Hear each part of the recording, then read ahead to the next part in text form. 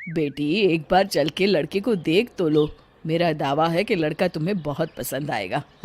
बाला बहुत अच्छा लड़का है। हाँ हाँ बेटी, हम लोग तुम्हारे दुश्मन तो नहीं है। किसी अच्छे लड़के से ही तुम्हारी शादी करवाएंगे ना। आखिर तू हमारी इकलौती बेटी है। अच्छा ठीक है माँ, अब ज़्यादा भावुकतापूर्ण शब्दों का इस्तेमाल ना करो। मैं चलने के लिए तैयार हूँ। चलो फिर, बिना देर के हम सब चलते हैं।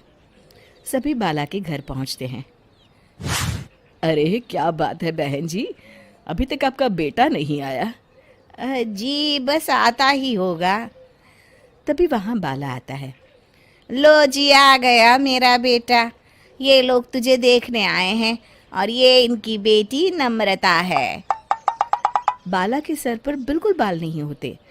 ये देख नम्रता और उसके परिवार वालों की आंखें फटी की फटी रह जाती है। ये तो टकला है। हे भगवान, माँ पिताजी, आप दोनों एक टकले से मेरी शादी करवाने वाले थे। अरे ये तो पूरा उजड़ा चमन है।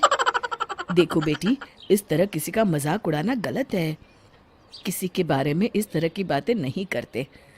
बालों का क्या है, वो तो आते जाते रहते हैं। लड़का टकला है तो क्या हुआ, इंजीनियर है, अच्छा खासा कमाता है। आप चुप रहिए जी। इसकी तरफदारी इसलिए कर रहे हैं क्योंकि आपके भी सर पर बाल नहीं है। मैंने तो आपसे शादी कर ली, मगर मैं अपनी बेटी की शादी एक टकले से बिल्कुल नहीं करवाऊंगी। अरे ये क्या, कब से आप लोगों ने टकला टकला लगा रखा है। और माफ करना, तुम भी कोई हूर की परी नहीं हो। तुम लोग मेरे घर में आकर मेरी ही बेइज्जती कर रहे हो। निकल जाओ यहाँ से। हाँ हाँ तो जा रहे हैं ना, हमें भी यहाँ रुकने का कोई शौक नहीं है। नम्रता और उसके परिवार वाले उठकर वहां से जाने लगते हैं। तभी नम्रता का छोटा भाई जाते जाते कहता है, टकला। तेरा बाप टकला।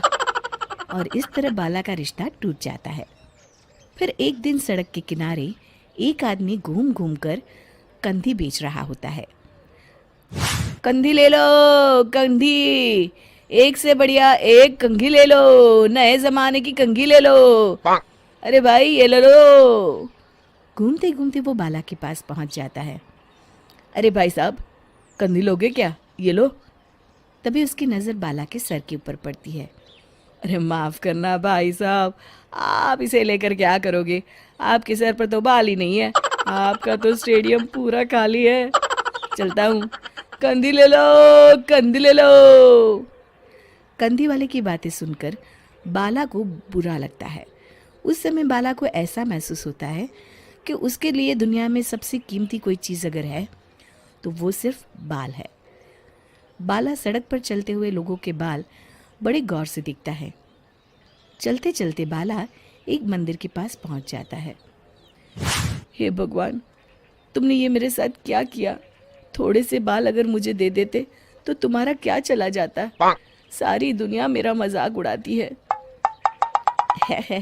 अरे भाई, आज पहला इंसान देख रहा हूँ जो मंदिर आकर भगवान से अपने लिए बाल मांग रहा है। बेटा, भगवान ने तुम्हें सब कुछ तो दिया है। अच्छी सेहत है, अच्छी नौकरी है। लगता है तुम्हारी तबीयत ठीक नहीं है। घर जाओ, सब ठीक हो जाएगा।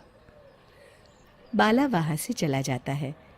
घर पहुंचकर बाला खाना खाता है और अपने कमरे में सोने के लिए चला जाता है। फिर सुबह जब बाला सोकर उठता है तो आईने के सामने अपने आप को देखकर हैरान हो जाता है। बाला के सर पर एकदम घने बाल आ जाते हैं। बाला खुशी से झूम उठता है। अरे ये तो चमत्कार हो गया, मेरे सर पर बाल आ गए। लेकिन ये हुआ कैसे। दोस्तों, अगर आप इस कहानी का दूसरा भाग देखना चाहते हैं तो हमें कमेंट करके ज़रूर बताएं।